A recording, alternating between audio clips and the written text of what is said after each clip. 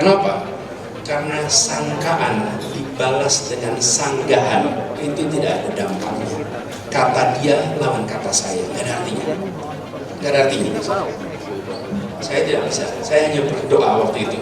Semoga Tuhan mentakdirkan saya bertugas sebagai gubernur, dan sesudah saya bertugas sebagai gubernur, maka saya akan jawab semua sangkaan itu dengan kenyataan yang ada di Jakarta. Membantah dengan kata-kata, saya tidak mau membantah dengan pernyataan, saya akan bantah dengan kenyataan, dan itu jawabannya. Karena kenyataan. Jadi saya selalu sampaikan pada relawan-relawan juga yang membantu, bila ada pertanyaan seperti itu jangan dibantah, maka katakan saja barangkali ya memang dia intoleran.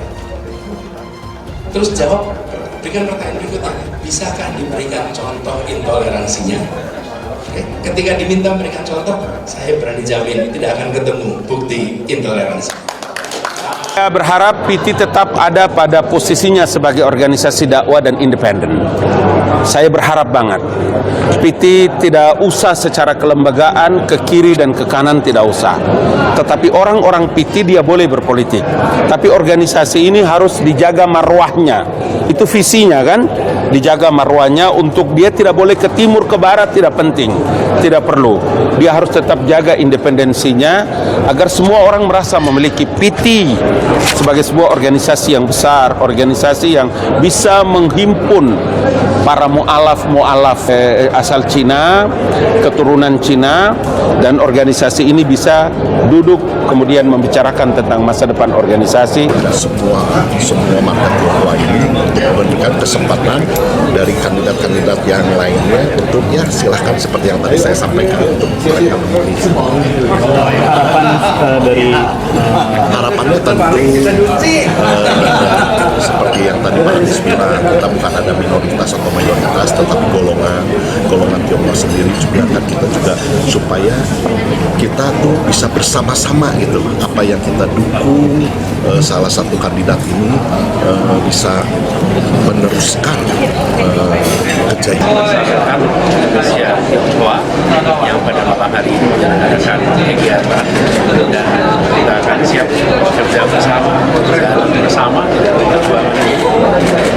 Selama kami bertugas di Jakarta, kita dengan silaturahmi, komunikasi, kerja bersama untuk membuat suasana Jakarta tenang, teduh, aman, damai, dan itu menjadi catatan 5 tahun untuk suasana di Jakarta. Kami bersyukur suasana terbangun. Kami berharap pendekatan yang sama nantinya bisa kita teruskan apabila aman untuk wilayah Indonesia. Pengusaha Tionghoa sumbang rumah mewah jadi posko perubahan Amin. Koh Embing biar semua bersatu. Dikutip dari wartakotalive.com Jakarta, pasangan Anies Baswedan dan Muhaimin Iskandar Amin semakin mendapat simpati di tengah hingar-bingar Pilpres 2024. Pasangan Amin tak hanya dapat dukungan dari umat Islam, namun etnis Tionghoa juga mulai menyadari bahwa Amin adalah pasangan yang ideal untuk memimpin Indonesia. Etnis Tionghoa melihat pasangan Amin cukup adem, tak seperti dua kandidat lain Prabowo Subianto dan Ganjar Pranowo yang kebingungan mencari cawapres. Seorang pengusaha Tionghoa bernama Koh Embing di Magetan, Jawa Timur, dalam menyumbang rumah megahnya di kawasan Kewedanan untuk dijadikan posko perubahan pemenangan Amin. Hadir dalam peresmian posko perubahan itu adalah Muhaimin Iskandar Caimin Sabtu 14 Oktober 2023. Mulanya Caimin naik ke lantai 2 bersama pengusaha tersebut. Caimin kemudian memotong pita berwarna hijau. Bersamaan dengan putusnya pita hijau tersebut, kain besar yang menutupi spanduk bergambar Anies Baswedan dan Caimin terbuka.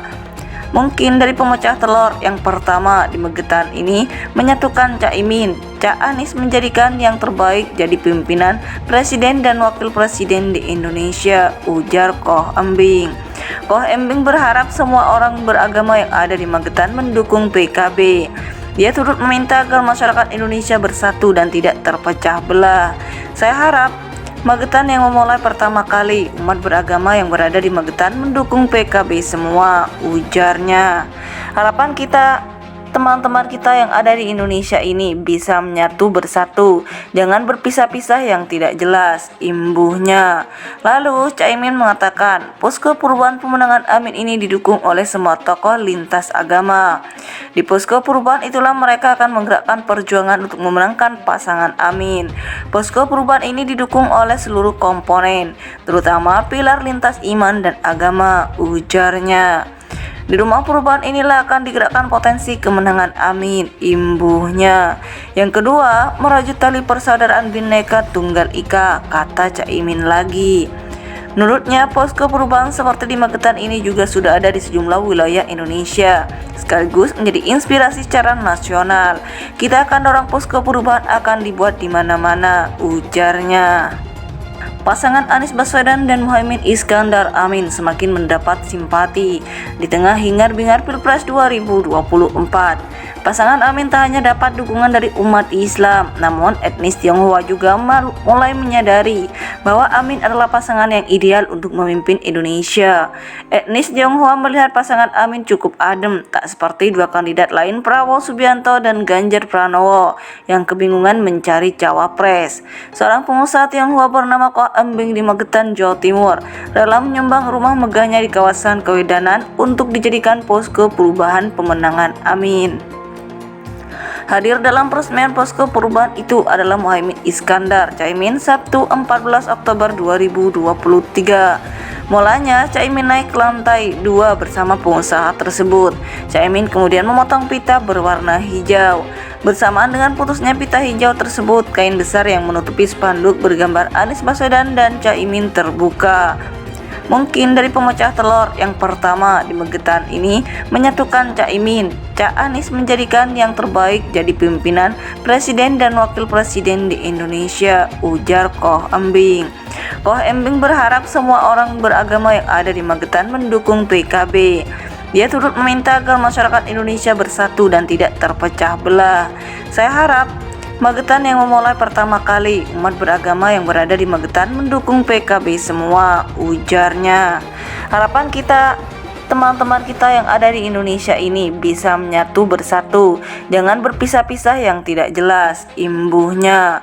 Lalu Caimin mengatakan posko perubahan pemenangan Amin ini didukung oleh semua tokoh lintas agama. Di posko perubahan itulah mereka akan menggerakkan perjuangan untuk memenangkan pasangan Amin. Posko perubahan ini didukung oleh seluruh komponen, terutama pilar lintas iman dan agama, ujarnya.